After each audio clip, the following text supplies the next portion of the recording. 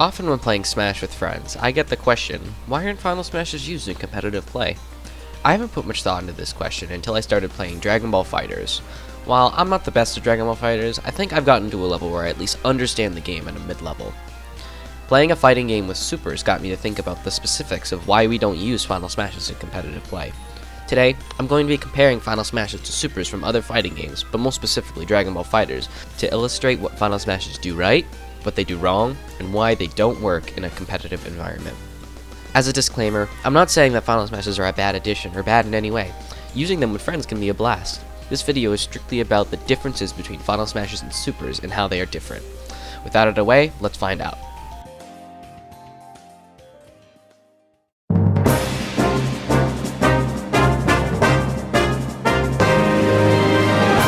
I want to start by talking about the universal properties of Final Smashes.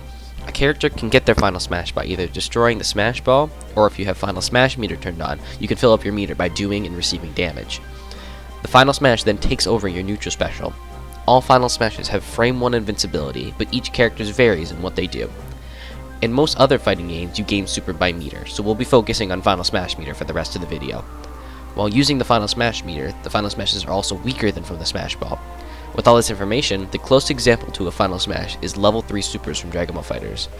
Like Final Smashes, these have frame 1 invincibility and deal massive damage, and are also gained by meter. So, if they are so similar, why is one used and the other isn't? Well, here's some major reasons.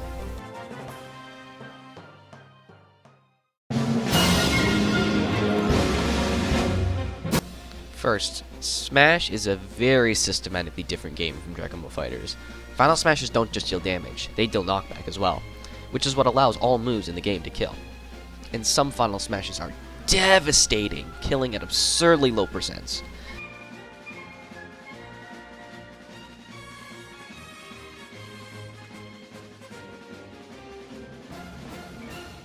In Dragon Ball FighterZ, all level 3 supers have 2 damages, Scaled and Raw. A Raw super is when you hit the super on its own with no setup.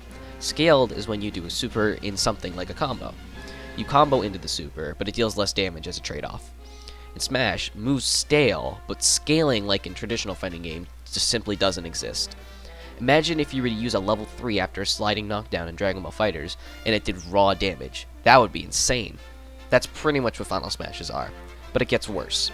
Watch what happens when you use a Final Smash in neutral.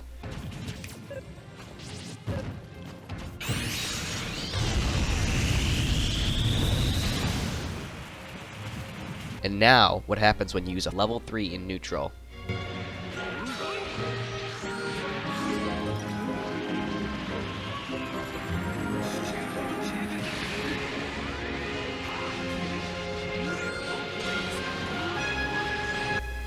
Yep, you can straight up block level 3s. If you want to be even more advantageous, you can reflect it. Final Smashes just completely ignore shields, hitting anyway. These two differences are major reasons why Final Smashes don't work in competitive environments. Certain aspects, like the frame 1 invincibility, are actually okay. In Dragon Ball FighterZ, using a raw level 3 as a wake-up mix-up, or during a gap in a block string, can work sometimes, but you run the risk of being unsafe, and your opponent blocking your super and punishing you, due to supers having large end lag after they whiff. In Smash, mashing a Final Smash out of a combo has no risk whatsoever. Most Final Smashes have little to no end lag, and some of them will just hit them for trying to do anything with the frame 1 invincibility. So, these are the major differences, but why do these matter?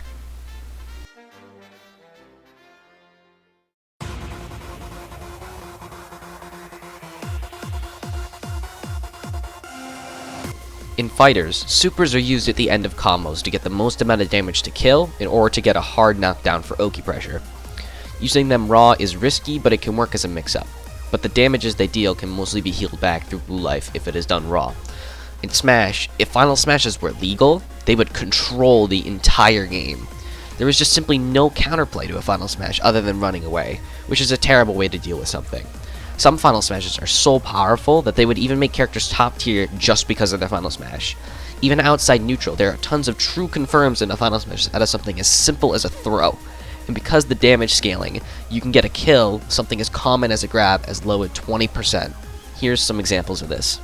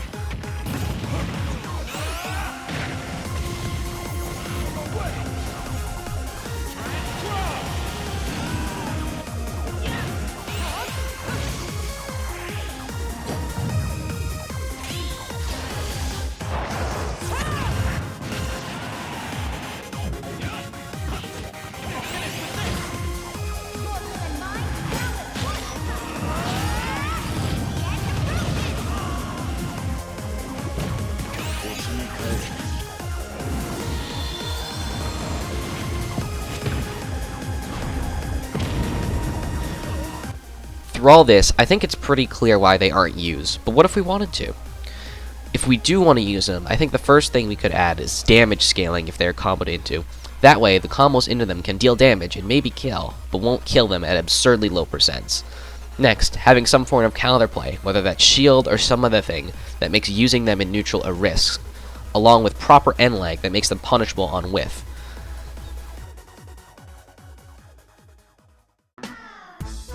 Supers are an interesting concept, and it's a shame, at least to me, that we can't use them in competitive play. My point in this video was to hopefully show why Final Smashes don't work in a competitive environment by comparing them to Dragon Ball FighterZ. Before I go, I want to leave a question. There are many talented modders in the Smash community. I don't know if this is possible, but would it be possible to mod in competitively viable Final Smashes, perhaps with the changes I suggested in this video? Maybe if any of you want to take this idea and run with it, I would be honored. Anyway, thank you so much for watching. My name is Antimony, and I'll see you later.